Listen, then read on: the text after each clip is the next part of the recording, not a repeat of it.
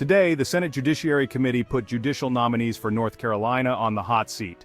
Senators pressed them on religious freedom, constitutional law, and federal procedure. What you're about to hear is pretty eye-opening. Kennedy poses a hypothetical, a small printing company where everyone wears uniforms, but one employee arrives in a burqa. The owner objects, fires her, and the case goes to court. The nominee cites Title VII, no discrimination based on religion. But if safety is a real concern, that could matter. Kennedy's test. Does the nominee know rights from hazard? Thank you, Mr. Chairman.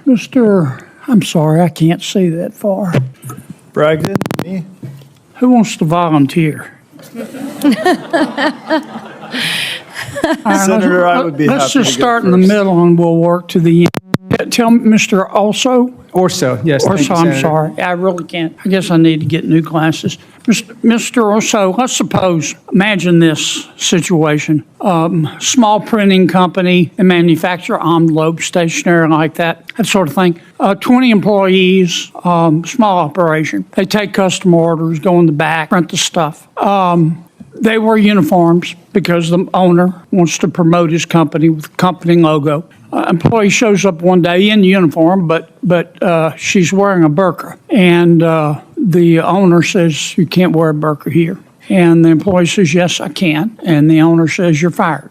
Tell me how you'd analyze that case, what questions you need to know, who would win, who would lose, according to Supreme Court precedent. Sure. I would likely look first to Title VII of the Civil Rights Act of 1964, since That's it's correct. an employment case. And what's Title VII say?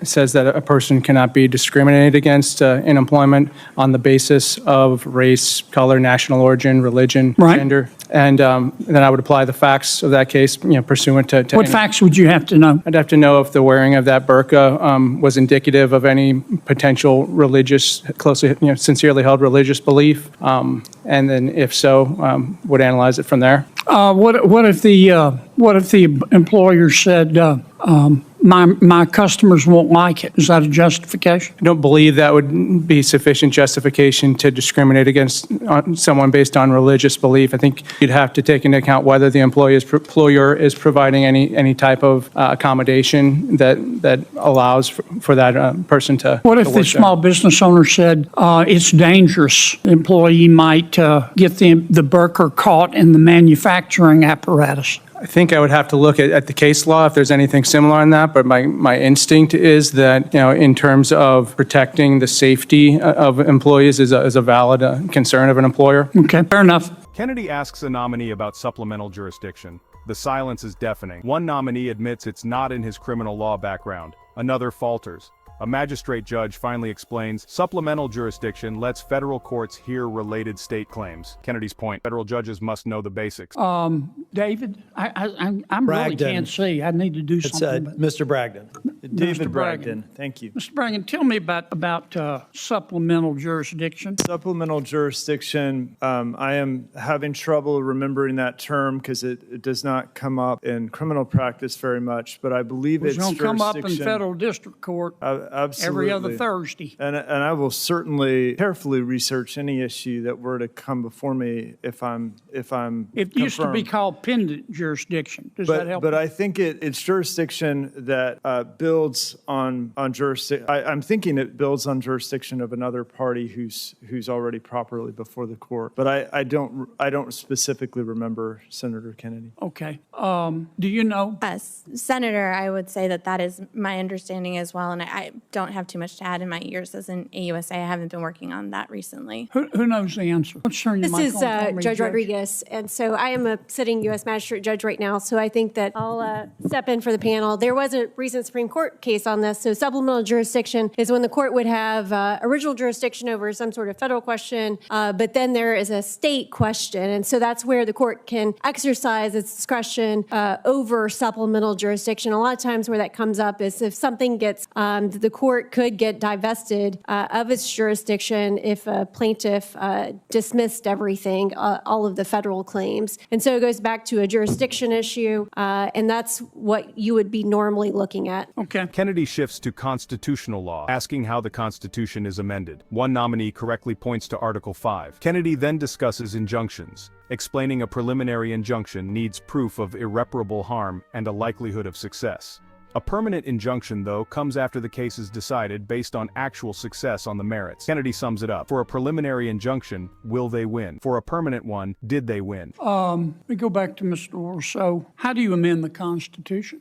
You'd look to, Senator, I think you'd look to Article 5 of the Constitution and follow the instructions for 2/3 of the legislature or 2/3 of the states. Okay, fair enough. Let me move to the gentleman to your right. What's the difference between a preliminary and a permanent injunction and how you decide them, Counselor? A preliminary injunction, well, let me start with a permanent injunction would be a final judgment in the case that occurs Right. after the completion of all the litigation. What do you have let's start with the preliminary. What do you have to prove to Sure. For a judge? preliminary injunction, there's several standards the court looks at. You're looking at irreparable harm.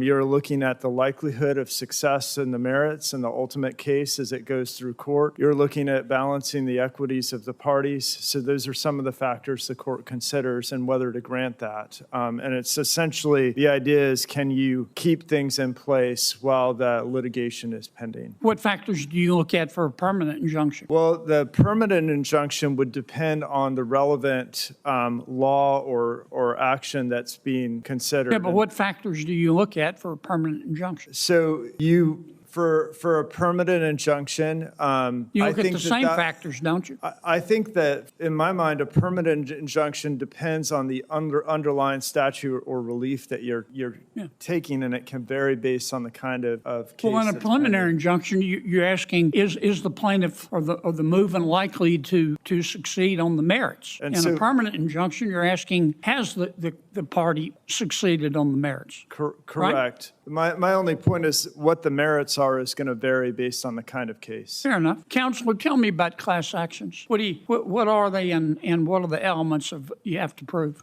Senator, I believe you're referring to Rule 23. So in order to have a class action, you're allowing one plaintiff or just a few plaintiffs to stand in for a class of a larger number of individuals. To bring that class, you have to meet the factors that are set out, the elements that are set out in Rule 23. So we're looking at numerosity, typicality, representation, numerosity, commonality, I believe, but those are some of the factors in it. Kennedy questions a nominee about class actions. Rule 23 lets plaintiffs represent a group if requirements like numerosity and commonality are met. The nominee struggles, but Kennedy wants precise answers. This hearing exposed a sharp divide. Some nominees stood confident, citing law and precedent with ease. Others stumbled, leaving us to wonder if they're truly ready for lifetime seats on the federal bench. Senator Kennedy's sharp, direct style made clear just how prepared or unprepared these nominees are. Like, share, and subscribe for more on the fight for America's courts.